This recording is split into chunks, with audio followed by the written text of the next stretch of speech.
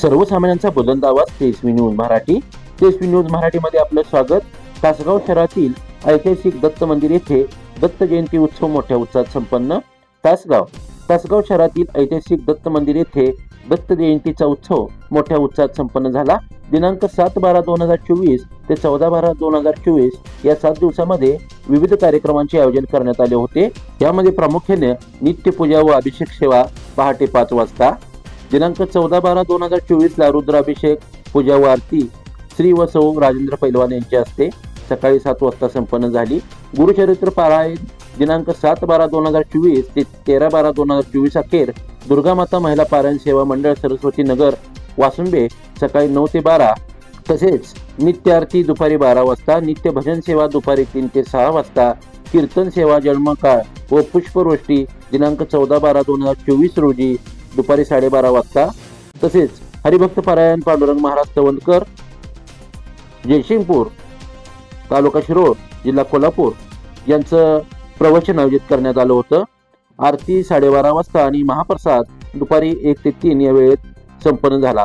दत्त जयंतीचा हा उत्सव आकर्षित होण्यासाठी तासगावमधील तसेच तासगाव शेजारील काही मंडळींनी, भक्त मंडळींनी, भजनी मंडळींनी, त्यामध्ये गुरुदत्त भजनी मंडळ वरची गल्ली तासगाव, ब्रह्मचैतन्य भजनी मंडळ तासगाव, अंबिका एकतारी भजनी मंडळ कवठेकंद, हनुमान भजनी मंडळ वासुंबे, गणेश महिला भजनी मंडळ गणेश कॉलनी दत्तमाळ तासगाव, माऊली एकतारी भजन मंडळ नागाव कवठे या भजनी मंडळांनी सहभागी होऊन कार्यक्रमाची शोभा वाढवली. दत्त जयंतीचा हा कार्यक्रम संपन्न होण्याकामी तासगाव शहर व परिसरातील पंचक्रोशीतील भक्तगणांनी सगळ्या हाताने मदत व सहकार्य केले. त्या सर्वांचे दत्त मंदिर ट्रस्ट तासगाव यांच्या वतीनं आभार.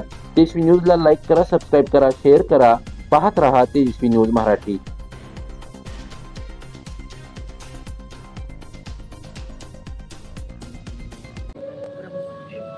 रजोगुण, सत्वगुण आणि तमोगुण, बरोबर आहे. रजोगुण, सत्वगुण आणि तमोगुण. मग रजोगुण कुणाचा आहे? ब्रह्मदेवाचा आहे. सत्वगुण कुणाचा आहे? विष्णुदेवाचा आहे. आणि तमोगुण कुणाचा आहे? शंकर महादेवाचा आहे, बरोबर आहे. मग आता रज सत्व तम यांचा जन्म कधी झालेला आहे? म्हणजे ब्रह्मा विष्णू महेशाचा जन्म कधी झालेला आहे? दत्तात्रयाचा जन्म कधी झालेला आहे? कधी झालेला आहे बघा, कधी झाला बघा, की आपण म्हणतो युगे 28 विटेवर उभा, म्हणतो ना, युगे 28 विटेवर उभा. नेमकं युगे 28 म्हणजे काय? आपण बऱ्याच वेळा म्हणतो ना. मग आता नेमकं युगे 28 म्हणजे काय? बघा, छान भाग आहे, सुंदर आहे बघा, की जसं जन्मकाळ चाललाय है ना, म्हणजे ब्रह्मा विष्णू महेशाचा जन्म कधी झाला? त्रिगुणात्मक त्रिमूर्ती दत्त हा झाला, यांचा जन्म कधी झाला? म्हणजे हे एकच आहे. आणि युगे 28 कसं? हे पण एकच आहे. आता बघा कसं, तुम्ही म्हणा सर्वच एक आहे, तर कसं तर बघा की एक उदाहरण देतो, मग आपण ते युगे 28 कसं बघूया. की बघा की ज्या वेळेला बालवाडीत बाळ शाळेत जातं ना, त्यावेळेला बघा 3 दिवस बाळ शाळेत जातं आणि 3ऱ्या-4थ्या दिवशी बाळ ना येतं घराकडे आणि पाटी एकीकडे टाकतं, पेन्सिल एकीकडे टाकतं आणि पप्पाला म्हणतो, पप्पा मी का उद्यापासून शाळेत जाणार नाही. पप्पा म्हणतात, बाळा काय झालं? कोण तुला टीचर कावल्या का? कोण डबा खाल्ला का? कोण पेन्सिल घेतली का? ते बाळ म्हणतं, पप्पा मी का उद्यापासून शाळेत जाणार नाही. मग बाळाला म्हणतात, अंधारून बाळाला म्हणतात, बाळा इकडे ये, मांडीवर घेतात आणि काय झालं सांग. मग त्यावेळेला बाळ सांगतं, पप्पा आमच्या टीचर आहेत ना, त्या पहिल्या दिवशी सांगितल्या 3 + 3 = 6 आणि दुसऱ्या दिवशी सांगितल्या पप्पा 4 + 2 = 6 आणि आज 3ऱ्या दिवशी पप्पा सांगितल्या 5 + 1 = 6. टीचर इतक्या कन्फ्युज झाल्या पप्पा की किती अधिक किती बरोबर 6 त्यांना कळना. मी काय शाळेत जाणार? कुणाला कळलं? बाळाला कळलं का टीचरला कळलं? बाळाला कळलं ना. ऍक्च्युली 3 + 3 = 6 आहे, 4 + 2 = 6 आहे आणि 5 + 1 = 6 आहे. ओम केशवाय नमः 6 आहे. ओम माधवाय नमः तोच प्रब्रह्म आहे. ओम अच्युताय नमः तोच आहे. ओम केशवाय नमः, माधवाय नमः, गोविंदाय नमः त्रिविक्रमाय नमः, अनिरुद्धाय नमः, पुरुषोत्तमाय नमः, अधोक्षजाय नमः, नारसिंहाय नमः, अच्युताय नमः, ओम हरे नमः, ओम श्री कृष्णाय नमः, तोच आहे. फक्त आपल्याला काय वाटतं, हा वेगळा हा वेगळा हा वेगळा वाटतं, बरोबर आहे ना. पण त्या बाळाला म्हणजे आपणच बाळ आहे हो, आपल्याला कोण सांगावं बाळा हे सगळे एकच आहे. त्रिगुणात्मक त्रैमूर्ती दत्त हा नाम चाललेला आहे, म्हणजे तीन गुण एकच आहेत. तोच दत्त आहे आणि तोच आहे, तो आमच्यासाठी आलेला आहे. मग आता युगे 28 बघा की कसं आलेला आहे बरं. पांडुरंग 28 आले ना. मग आता ब्रह्मा विष्णू महेश, विष्णूचाच अवतार पांडुरंग, श्रीकृष्ण तोच आलेला आहे तिथं. मग आता तो आलेला आहे, तो केव्हा आला. 3 प्रश्न आहेत बघा.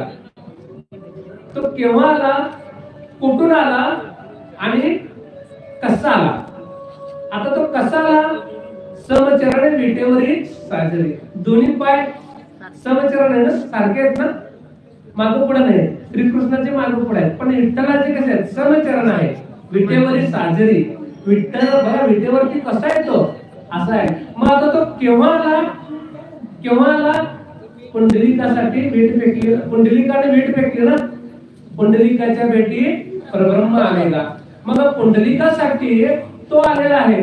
मग आता पुंडलिक कधी होऊन गेले, ऍक्च्युली परफेक्ट काय तारीख सांगता येत नाही, पण 6व्या शतकात पुंडलिक होते, बरोबर आहे.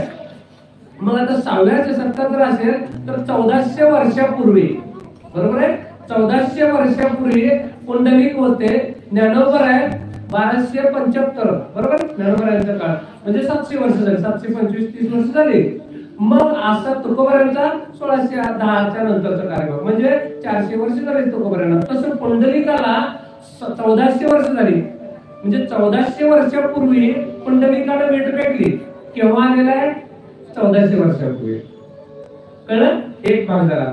मग आता युगे 28, युगे 28 विटेवर उभा, कोण सांगतात, नामदेव महाराज म्हणतात. मग आता युगे 28 म्हणजे किती, 1400 वर्षापूर्वी भेट फेकली. पण नामदेव महाराज तरी म्हणतात, म्हणजे मोठा असेल का, नाही ना. मग युगे 28 विटेवर उभा, मग युगे 28 किती झाले बघा. युगे 28 कसं आहे बघा, आपण सारखं म्हणतो पण आपल्याला हा भागच माहित नाही, कुणी घेत नाही. तर बघा असो, कृतयुग आहे, त्रेतायुग आहे, द्वापरयुग आहे आणि कलियुग आहे. 4 युग आहेत हे माहिती आपल्याला.